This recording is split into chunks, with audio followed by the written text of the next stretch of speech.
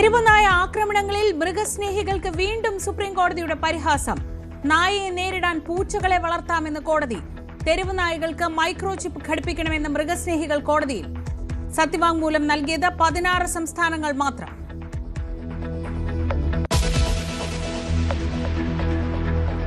നിയമസഭാ തെരഞ്ഞെടുപ്പിന് ഒരുക്കങ്ങൾ തകൃതിയാകുന്നു. പ്രവർത്തന ശൈലിയിലും പൊതുപ്രതികരണങ്ങളിലും മാറ്റം വരുത്താൻ മുഖ്യമന്ത്രി. സാമുദായിക പിന്തുണ ഉറപ്പാക്കാൻ LDF നീക്കം. 110 സീറ്റ് ലക്ഷ്യം വെക്കാൻ മന്ത്രിമാർക്ക് മുഖ്യമന്ത്രിയുടെ നിർദ്ദേശം.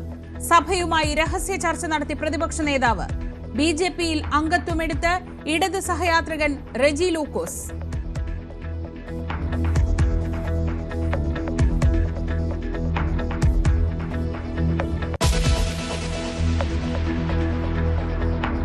കേരള കോൺഗ്രസ് മാണിയെ UDFിലെത്തിക്കാനുള്ള നീക്കം വെട്ടാൻ ജോസഫ് വിഭാഗം.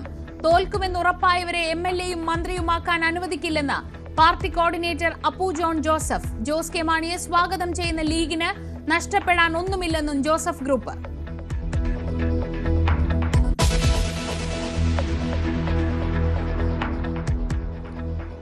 കൊച്ചിയിൽ നടി ആക്രമിക്കപ്പെട്ട കേസിൽ വിചാരണ കോടതി ജഡ്ജിക്കെതിരെ ഗുരുതര പരാമർശങ്ങളുമായി സർക്കാരിന് നിയമോപദേശം.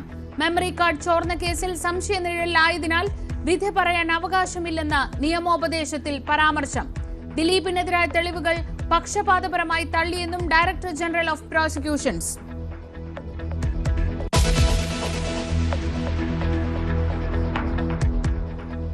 ED ഡെപ്യൂട്ടി ഡയറക്ടർക്ക് നിർബന്ധിത വിരമിക്കൽ. P രാധാകൃഷ്ണനെ സർവീസിൽ നിന്ന് നീക്കി.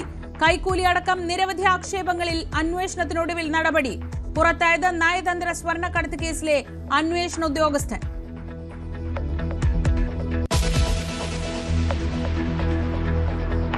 ശബരിമല സ്വർണ്ണക്കൊള്ളയിൽ D മണിക്ക് ക്ലീൻ ചിറ്റ്. കേസുമായി മണിക്ക് ബന്ധമില്ലെന്ന് SIT. പ്രതി ചേർക്കാൻ മതിയായ തെളിവുകളില്ലെന്ന് ഹൈക്കോടതിയിൽ നൽകിയ റിപ്പോർട്ട്.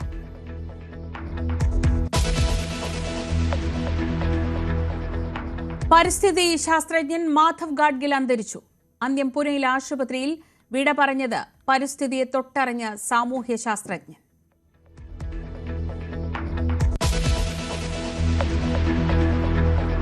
സംസ്ഥാനത്തെ 3 കോടതികൾക്ക് ബോംബ് ഭീഷണി. കാസർഗോഡ്, ഇടുക്കി, പത്തനംതിട്ട ജില്ലാ കോടതികളും മഞ്ചേരി കോടതിയും തകർക്കുമെന്ന് ഇമെയിൽ സന്ദേശം.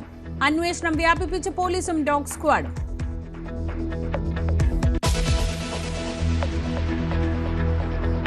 ഗ്രീൻലാൻഡിൽ സ്വരം കടുപ്പിച്ച് ട്രംപ്. US സൈന്യം എപ്പോഴും സന്നദ്ധമെന്ന് US പ്രസിഡന്റ്.